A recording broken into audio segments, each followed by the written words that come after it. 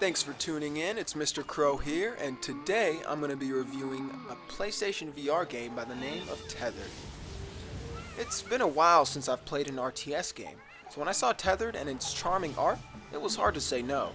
I don't regret my decision because Tethered is undeniably a well-made game, but the devil is in the details, so let's dive in, shall we?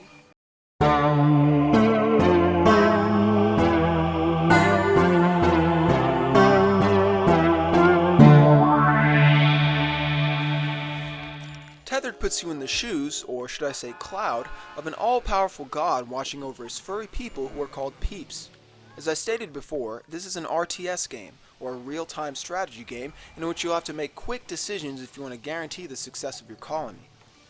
Your tasks involve gathering food to sustain your units, and also harvesting 3 different types of resources, or wood and stone, which will enable you to create buildings that will further your cause. Peeps come as eggs from the sky, and as more peeps populate the island, you'll have to make use of your managing skills to make sure all the peeps are being used to their full potential.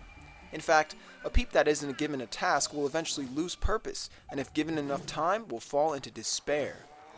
Peeps can also fall into despair if they are hungry and are unable to obtain food. When a peep falls into despair, their life has no meaning and they commit suicide. No, for real, they jump off the island and kill themselves. And you thought these furry little creatures were all rainbows and sunshine, huh? Which reminds me, as a god, you are able to use different weather clouds to replenish resources, alter the environment, or to use on units. For example, the snow cloud can replenish the stone resource, can freeze water for your peeps to walk on, or can act as an armor boost for a peep of your choice.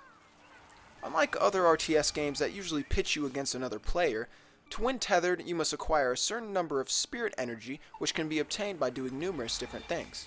The most straightforward ways would be harvesting special crystals on the island, or killing these slug monsters that come out at night. You see, every night the island is taken over by hostile slugs that will attack your peeps if they get close. They usually aren't too big a threat if you have enough peeps to back each other up, but seconds of mismanagement can go a long way. The night and day cycle keeps you on your toes and adds more depth to the game. That being said, by far the deepest part of the game are the buildings and what each building entails. For each island, the 5 building structures are unlocked in a different order, which forces you to adjust your strategy for the best outcome. Each building has 3 different upgrades, and each upgrade is vastly different from the other. It would take me a while to cover each one, but essentially every building upgrade allows for a different playstyle, and the best way to succeed is by adjusting your playstyle to the map and the resources you have at hand. For example, if there's a quarry close to the base, then a crafty ruler could construct a stone altar which would allow peeps to transfer stone to the altar for spirit energy. Or perhaps you prefer the offensive route, in which you could construct a stone catapult to kill the slugs. Combine that with the poppy farm nearby to attract the slugs to the catapult, and you got yourself loads of spirit energy from nightly kills. As you can see, optimizing the buildings to work together ensures a quicker win, and the more you experiment with each building, the more you'll understand what works together best. You can even upgrade some of your peeps to become better at acquiring different resources. The strategic combinations are seemingly endless. After a couple of levels, you may adopt a strategy of your choice.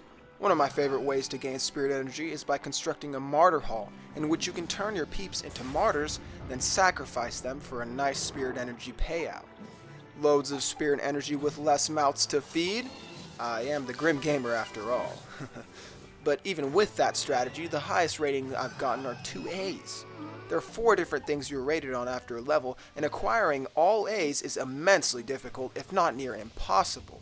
I've actually done some searching around the forums and found that a lot of other players had trouble getting all A's as well, most of them getting up to 3 A's.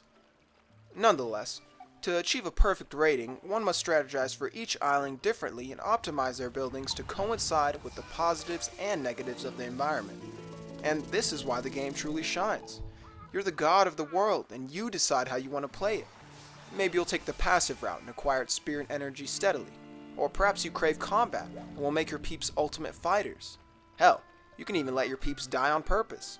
The only thing it'll affect is your rating, and as long as you eventually acquire the amount of spirit energy needed to progress, it doesn't matter how you beat the level. Whether you want to mess around and enjoy the world or become the best guardian you can be, the choice is yours. Before I reach my verdict, I like to point some things out about the game that are worth mentioning. There are 13 levels, each ranging from 30 to 40 minutes to complete, meaning the game can take anywhere from 6 to 8 hours. Of course, you can replay islands and focus on getting the best ratings possible, or simply mess around with different building combinations. Not to mention, there are leaderboards for completing an island with the fastest time. If you're into replaying levels for better scores, then you'll find a lot of replay value with this game.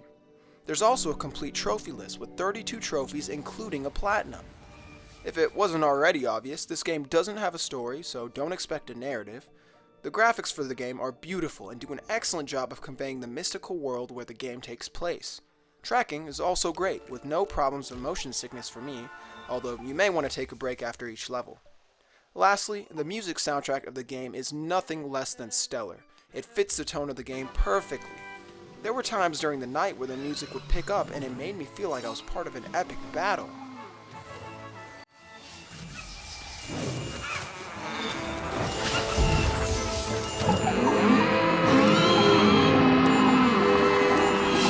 Freaking awesome. Earphones are highly recommended. I also appreciate that the developers use sound as a form of indication. For example, if a weather cloud is about to disappear, there's a tune that'll let you know. When an egg falls from the sky, even if you don't see the egg, a jingle will notify you. These are characteristics of a well-made game, and I thought they were worth mentioning. Now, finally, for my verdict of this game.